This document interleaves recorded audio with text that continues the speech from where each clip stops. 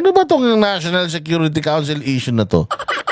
Ilan to si Bongbong Marcos, masyadong nag-iinarte eh. Masyado nagpapa-importante, tatanga-tanga naman. Bobo naman, ang dami-daming gustong gawin. Putangin ng si Bongbong, ang dami-daming problema ng Pilipinas kung ano-anong inaatupag eh. Puta, para lang makapamuliti kasi tanga eh. Oo, akala naman niya may mawawala kay Inday Sara tsaka kay PRD at sa mga iba pang mga former presidents kung tatanggalin sila sa National Security Council. Walang mawawala sa mga pinagtatanggal mo, gunggong. Ang may mawawala sa amin, tolonggis ka. Alam mo kung sinong kabado? Kabado kami. Putangin na ninyo, hindi namin alam kung anong mga plano nyo sa Pilipinas. Oh, sabi nila bago daw mag-martial law yung tatay mo, ganito din ang ginawa. Putangin na to si Bongbong Marcos, oh. Kahit kailan talaga may sa demonyo talaga tong hinayupak na to. Oy, Annalisa Mutlak, miss your live. Hello, Boss Dada. Sabi ni Safety and Security Vlog, yes, agree ako dyan kay Ben Tulpo. Ay matibay ang integrity niyan. Palagay ko, muntik na kami magsuntukan yan dati. Pero palagay ko, ito yung pinaka may bayag na tulpo. Oh, pero medyo delicates to. Oo, tinanggal. Kasi ano yan eh. Akala niya, kasi alam niya, mga bossing, alam nito ni Bongbong na malapit sa puso ng mga Duterte, etong National Security Council. Bakit? Noong tumatakbo pa lang si Bongbong Marcos at dinidilaan niya pa yung talampakan ni Inday Sara para na nagmamakaawa pa lang siya, Inday Sara, didilaan ko yung talampakan mo, mag-vice president ka naman sa akin kasi balita ko hindi ka tatakbo presidente. Sabi mo mag-mayor ka. Hindi ka nasipsipin ko yung ingrown mo. Basta lang tumakbo ka lang na presidente ko. O ano sabi ni Inday? O sige, dilaan mo yung kabila pa. O ito, dilaan mo. O ito pang isa, dilaan mo. O ikaw, Aimee. O wait lang, yung sapatos ko, Aimee, dilaan mo yung swelas, nakatapak ng tain ng dagayan. O sige, Aimee, dilaan mo. Ikaw rin, Bongbong, dilaan mo yung pa ako, galingan mo. Ganun sila sa panliligaw kay BP Sara dati. Talaga naman kung makadila sila sa mga sa kasukasuan ng mga dali-daliri sa paan ni Inday Sara, talagang sagad-sagad. Ang sabi ni Inday Sara, bigay mo sa akin yung National Security Advisor, DND. Ibigay mo sa akin. Di ba yun yung gusto niya? Kasi nga alam ni Bongbong yan na malapit sa puso ng mga Duterte etong talagang insurhensya. Alam ni Bongbong yan. Kaya ngayon yung hinihingi ni Inday Sara sa kanya, bigay mo sa akin yung National Security Advisor o kaya DND. Tapos, bigyan mo ko ng sasakyan, uwi ako gabi-gabi. Diyan sa Davao. Kasi gusto kong maging nanay. Umuo yung mga tarantado. O ngayon, dahil si Inday Sara, tumataas yung kanyang ranking, surveys and all, kahit anong sira nila, nagkampi-kampi na yung mga makakaliwa, nagkampi-kampi na yung mga magnanakaw ng mga congressman. Pero si Inday Sara, hindi pa rin nila napatumba. Kasama pa nila itong mga mainstream media na mga abnormal. Hindi nila mapabagsak si Inday. Anong ginawa nila? Para makabawi man lang si Bongbong dahil kinakawawa siya eh. Kinakawawa siya, hindi niya kaya maipagsagutan dito kay Inday Sara dahil walang utak si Bongbong eh. Tanga yun eh. Kaya ang kaya lang gawin ni Bongbong Marcos actually, magmalabis sa kapangyarihan. Gamitin yung kanyang powers, yung kanyang kapangyarihan bilang isang presidente para gipitin ng mga Duterte. Pero kung magpapalitan ng bunganga yan, magpapalitan ng patot-tsadahan yan, putang ina si Bongbong, baka mahimatay yan.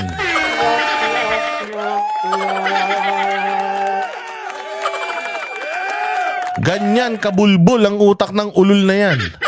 Hindi kaya gagamitin niya yung kanyang kapangyarihan para gipitin etong mga Duterte. Tinanggal si Inday at ang mga former presidents sa NSC, National Security Council.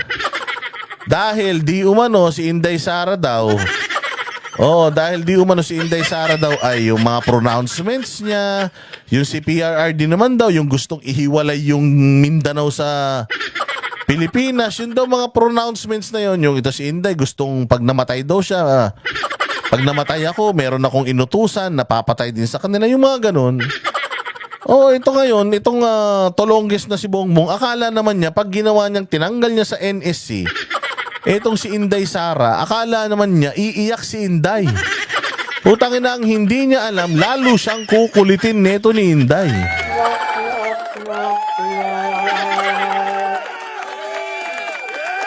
Kukulitin sila nito. Papaano? Putangin na hihingi lalo to si Inday ng accountability at transparency. O, tinanggalan nyo kami ng mata, ng tenga dyan sa council na yan. Mga siraulo kayo. O, ngayon, kailangan namin malaman, hihingin namin at kasama ang taong bayan kung ano na bang ginagawa nyo sa NSC. Baka mamaya binibenta nyo na tong Pilipinas. May pa NSC. Tinanggal si Inday Sara. Tinanggal ang mga former president sa NSE. Tapos, anong nangyari? Yung mga Afghanistan, yung mga putangin na, yung mga Afghan refugees, papunta na sa Pilipinas. 50 days daw sila, 50 araw daw silang mamamalagi rito. Pusta tayo, forever na ditong mga gunggong na yan.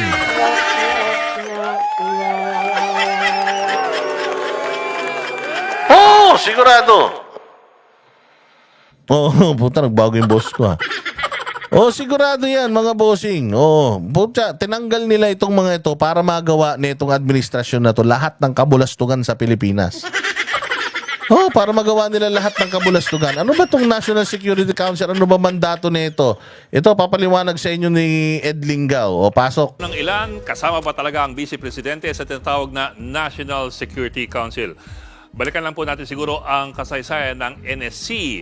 Mula po nang magtatag ng isang advisory body ang mga Pangulo ng Pilipinas sa issue po ng national security, parating kasama ang Vice Presidente. Taong 1935 pa lamang, pinirmahan ni Pangulong Manuel Quezon ang EU No. 3. Tinalaga si General Douglas MacArthur bilang military advisor ng Philippine Commonwealth at tinatag ang tinawag noong National Defense Council. Ang trabaho nitong council, i-advise ang Pangulo sa mga issue ng national defense. Noon pa lamang 1935, kasama na bilang miyembro ng National Defense Council ang Vice Presidente. Ay, salamat kayo, Banateres Pearl Sol. Happy birthday. Happy birthday din sa'yo. Ano nakuha mo na yung sombrero mo? Pasensya ka na, Banateres Pearl Sol. Si Nino Randel nagpadala niyan sa'yo. Ang tagal-tagal dumating. Oo, sana ma-enjoy mo yung sombrero mo kahit lokot-lokot na. Sa tagal ba naman yan? 2 buwan bago mo nakuha. Diyos ko po, Banateres Pearl Sol. Salamat kaayo, Mr. Chair.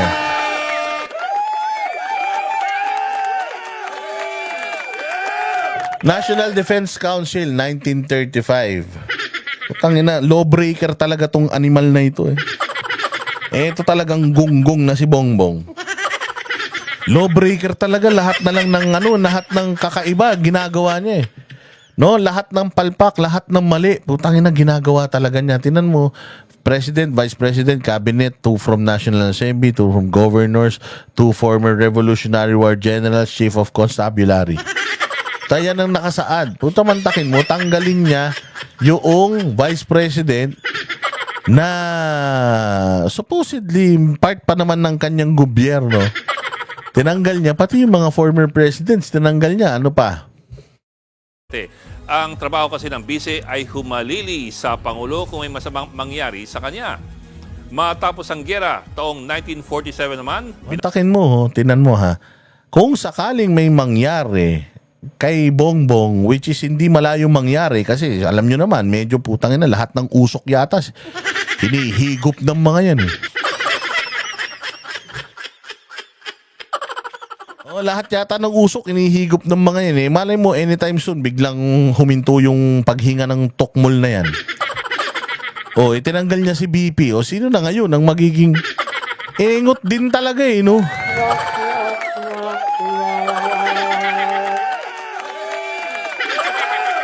Ay, nako. Binago ang pangalan nito, ang Council of National Defense of the Philippines. Kasama pa rin... Kakahabol niya sa mga Duterte, bayan ang nasisira. Actually, hindi ko alam kung hinahabol niya. Paano niya ba hinahabol? Hinahabol niya, kakasira niya. Kakasira ni Tambaluslos at kaka-deadman nito ni Bongbong kay Tambaluslos. Kaya nasisira talaga ang nasisira talaga ang bayang Pilipinas dahil sa mga hinayupak na ito. Oo, hindi isang kilo singhutin nyo na lahat ng sabay-sabay para isang biyahe na lang pang impyerno. Yun po ang Vice Presidente sa listahan po ng mga miyembro. 1950, panahon ni Pangulong Elpidio Quirino nang tawagin na itong National Security Council. Miyembro pa rin ng Vice Presidente, mga miyembro ng Gabinete ng Pangulo at ilang piling opisyal ng Senado at Kongreso na may kinalaman sa National Defense. Pero taong 1987 nang talagang palawakin ang trabaho ng National Security Council sa pamamagitan ng Administrative Code of 1987. Advisory body po ito sa mga issue ng domestic, foreign, military, political at pati po economic, social, and educational. Basta't may kinalaman daw sa national security. Ito pa, trabaho po ng NSC na i-analyze ang mga pangyayari dito at sa ibang bansa para makabalangkas ng polisiya ang pamahalaan. Ang mga membro nito, ang presidente bilang chairman ng NSC, ang vice presidente at ilang piling miyembro ng gabinete. At meron pang mas maliit na grupo sa NSC ang tinatawag na Executive Committee. Ito po ang mismong nagbabalangkas ng mga polisiya sa pagmamando. Tanungin mo yan si Bobo Marcos. Tanungin mo yan. Anong ginagawa niya sa NEC? Ano ba trabaho niya? Putang ina, hindi alam niyan. Gaganon yan. Ano? Hindi ko alam. Oh, tanungin mo yan. Ano ba ginagawa niya sa NEC? Puta, walang alam yan. Bumagyo nga dito sa Pilipinas. Walang alam ang hayop na yan.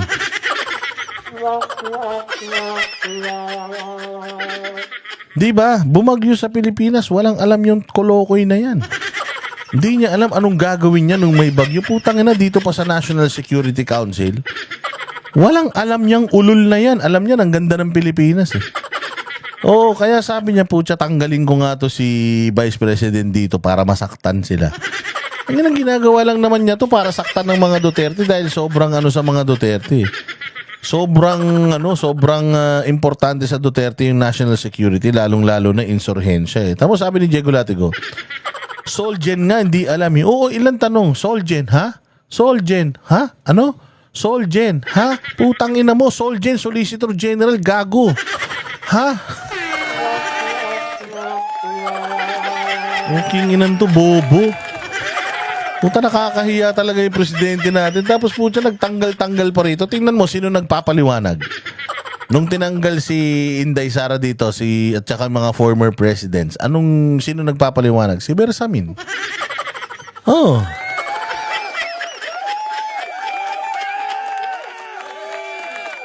Oh, si Bersamin.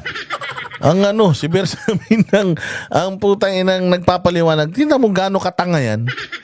Kung sa pinagtatanggol nyo pa, wala nang alam yung animal na yan. May pa sila national security threat. Security threat daw si Inday Sara at yung mga former presidents. Gago. Security threat ninyo? Talagang security threat nila kayo. Or matatakot talaga kayo sa mga Duterte.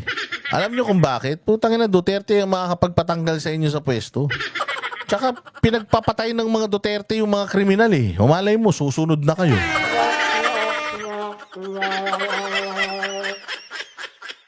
Bopuls talaga eh. Meron pa silang Inday Sara is a threat to national security. Tanginin yan, paano naging threat to national security? Papapasukin nyo nga dito yung mga Afghanistan, mga gago kayo. Tarantado. Pinasok nyo nga rito yung Siyam na EDCA sites. Pwede tayong bombahin ng China dahil sa mga putang inang EDCA sites na yan. Tapos ngayon naman, papapasukin nyo dito yung mga Afghanistan. Pukin ang ina niyan. Sinasabi mo noon, Bongbong, sinungaling ka talaga. Sabi mo noon, hindi totoo yan. Putang ngayon, papasok na sila. Tarantado ka talaga. Ito ng Pangulo. Panahon ni Pangulong Fidel Ramos, pinalawak ang membership ng NSC at dinagdag ang mga kalihim ng DOST, DTI, Finance, DNR at pati ang NEDA. Ngayon, taong 2001, pinalawak pa ito lalo ni Pangulong Gloria Arroyo. Lahat po ng mga dating Pangulo na buhay pa ay sinama na rin sa National Security Council. Pero bago magtapos ang... Yun ang magandang transparency. sinama lahat ng mga buhay pa ng mga mga former presidents. Yun ang maganda. Kasi when it comes to national security, mas maganda yung marami kayong nag-uusap-usap. Mas maganda yung may check and balances kahit na sa mga hindi mo kakampi, dapat meron kang kasama dyan. Kasi baka mamaya hindi ka nag-iisip ng tama. At least meron mag-a-advise sa'yo, oy, medyo mali yan, sir. Medyo mali kasi ganito, baka mangyari ganito, baka mangyari ganyan. Pero putya, pulpul talaga eh. Mantakin mo, marami kang katulong, babawasan mo yung katulong mo, wala kang ang alam. Okay lang magbawas ka ng katulong kung sobrang talino mo eh. Pero sa tanga mo, nagtanggal ka pa ng mga magagaling na former presidents.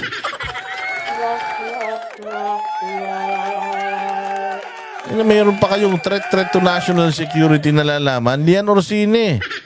Love ko talaga itong mga opinion mo ngayong panimula ng ating obserbasyon. Grabe obserbasyon. Sa 2025, makakaasa kayo pagpunta ko sa Congress. Magdadala ako ng kulambo.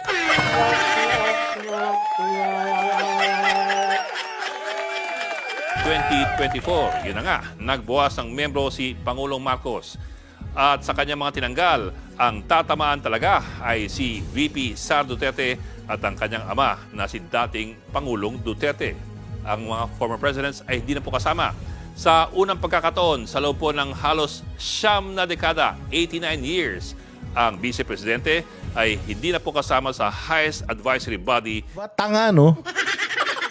Sa 9 na dekada, 90 years, nag-iisip ng matino yung mga presidente. Oo, sa 90 years. Nagkaroon tayo ng presidenteng tanga.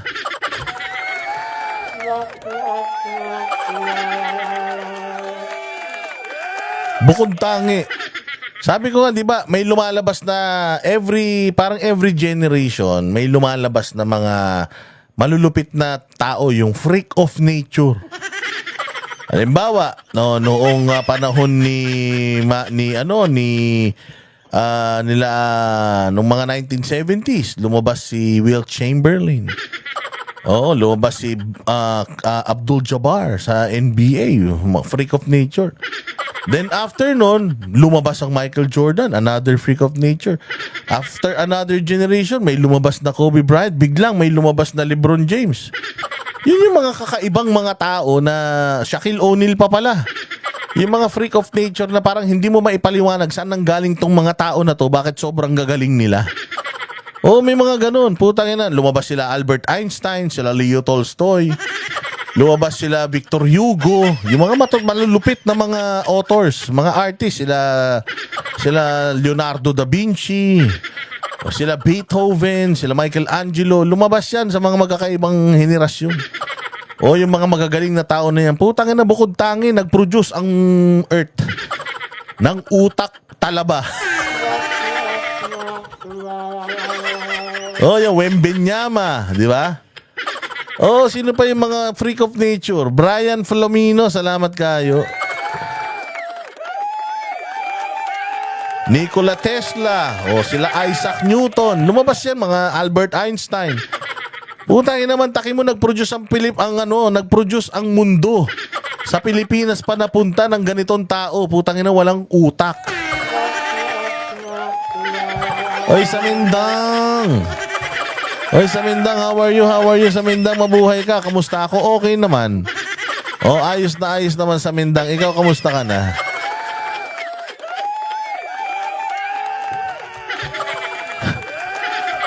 Noon Elizabeth Gash, Happy New Year to you. Mabuhay ka. Sila Mozart, di ba? Yan mga freak of nature. Putang ina niyan. Nakalinya to, alam mo ko saan? Nakalinya to si Bongbong, alam mo ko saan? Kay SpongeBob at saka kay Patrick. Patalinuhan silang tatlo.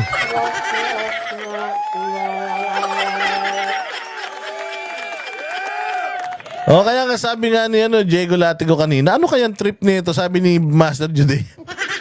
Ano kayang trip nito ni Bongbong? Sabi ko, alam mo kung anong trip niya? Bad trip. Mababad trip ka talaga. Ginang to tanga. Hindi totoo. Maniwala kayo. Bihira may lumabas na ganitong tao after 90 years. May lumabas na ganitong tao. Pinaglihi sa kabuting walang silbi.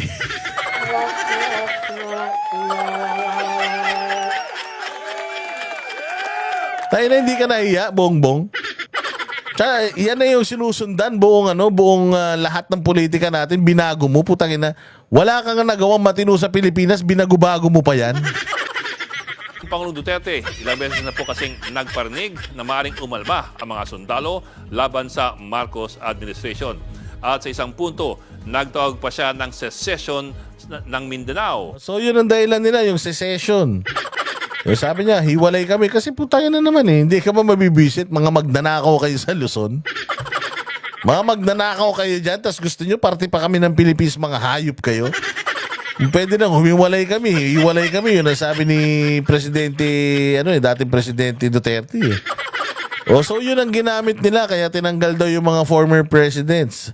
Si Inday Sara naman, noon daw na gano'n, yun daw siya ay nagsabi na kung pag namatay ako at pinapatay ako ng mga yan, mayroon akong kinausap, papatayin din sila. Utsa, yun ang dahilan. Tangina, yun ang dahilan. Ito nakakatawa. Putang ina, ang yabang-yabang nito ni Bongbong Marcos. Sobrang yabang nyo, Bongbong Marcos, ha? Tangina, with all the intelligence funds na meron ka pang National Security Council. Putang ina, napakayabang mo. Sobrang yabang mo, yung puting ahas ni Maharlika hanggang ngayon hindi mo pa nahuhuli. Ganon katanga. Ganon kapulpul etong si BBM. Mantakin mo, ha, mantakin mo. Ang liit ng palasyo. Ang liit ng grupo nila. Sinasabi na nga ni Maharlika na yung puting ahas niya nasa Malacanang. Tangina, hanggang ngayon nakakapagbigay pa ng impormasyon kay Maharlika. Hindi niya pa din nahuhuli kung sino yan hanggang ngayon. Bobo eh.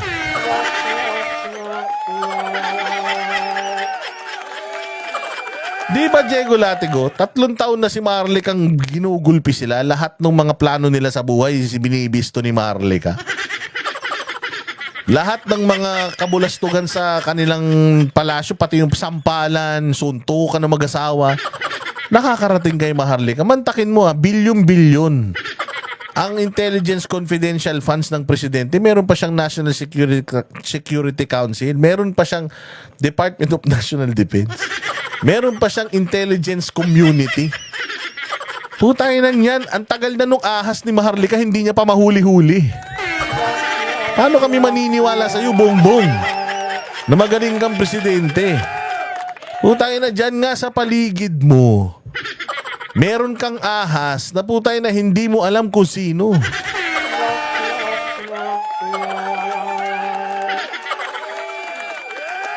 Tayo na, bago mo asikasuhin, eto si PRRD, si Inday Sara, kung gusto mong manalo dito sa dalawa na to, putang ina, manalo ka muna kay Maharlika. Manalo ka muna kay Maharlika. Putang ina, at least man lang, mahuli mo man lang kung sino yung intel ni Maharlika.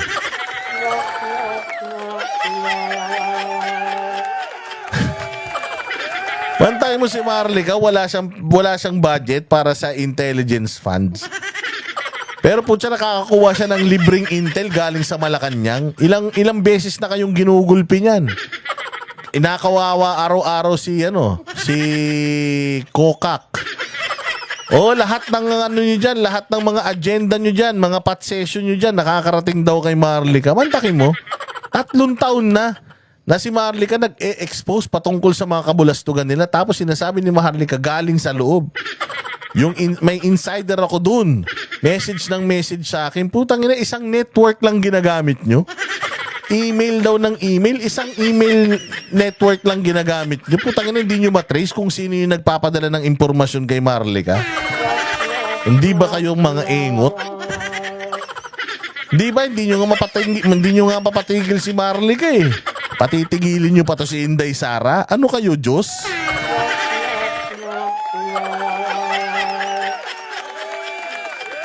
Eh, sino maniniwala sa inyong threat to national security, mga unggoy? Wala kayong kapasidad. At si VP Sara nga, inanunsyo dati na may kinontrata siya para patayin ang Pangulo at ang kanyang pamilya kung meron daw mangyayari sa kanya. Kaya't maaring kung problema na sila sa personal security, maaring hindi komportable ang Pangulo na isama sila sa mga usapin ng national security. Pero kung tutusin, hindi naman po talaga kailangang formal na tanggalin sa NSC ang mga ito. Oo naman, sa totoo lang, kahit tanggalin mo naman si Inday at saka si PRD, kahit naman hindi mo tanggalin yan sa NSC, wala naman silang say. Wala silang say sa NSC kasi ikaw pa din ang presidente, kundi ba naman kayo mga tanga? Sabi ko sa inyo, kahit tanggalin tong mga to, o magmumukha lang kayong mga talunan. Kaya nyo tinatanggal sila Duterte rito, si Inday. O para makabawi kayo sa kanya kasi hindi nyo siya kaya.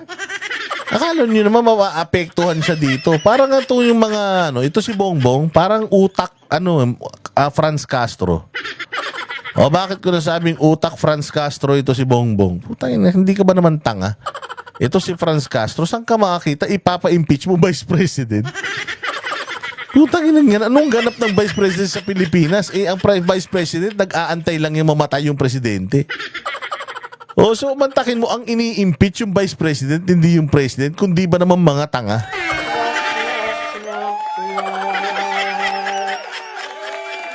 O, kasi dati ini-impeach presidente kasi kurakot yung presidente. O ngayon, pag nagpalit ng ahensya, nagpalit ng presidente, aayos ang Pilipinas kasi hindi na magnanakaw yung presidente. Mantakin mo, dito ka matatawa. Yung presidente natin, putya yan, flood control system, 1.4 billion per day, nagbabaha pa rin. Alis ng alis, panay ang punta sa ibang bansa. Wala naman naiuwing investor. Nag-deny yung mga Afghanistan, hindi daw totoo. EDCA sites dumami sa Pilipinas. Puro kahayupan ang ginawa sa Pilipinas ni Bongbong. Tapos ang pinai-impeach nyo yung BP. Eh pag natanggal yung BP, presidente si Bongbong Marcos pa rin, lubog pa rin ng Pilipinas, mga tanga.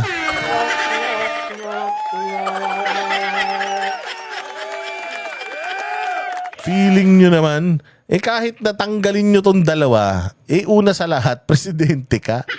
Magkakaroon lang si Inday Sara ng kapangyarihan dyan sa National Security Council pag namatay ka. Meron pa kayong tinatanggal, ulul, politika lang yan. Style nyo bulok, wala naman talagang trabaho sila, dyan. Sila Inday Sara kundi makinig lang sa mga katangahan nyo.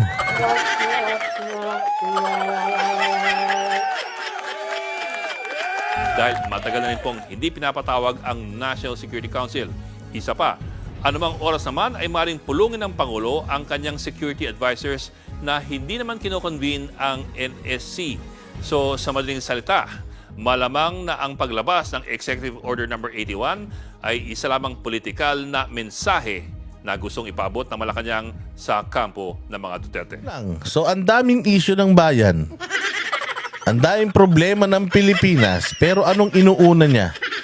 O maghatid ng mensahe sa mga Duterte.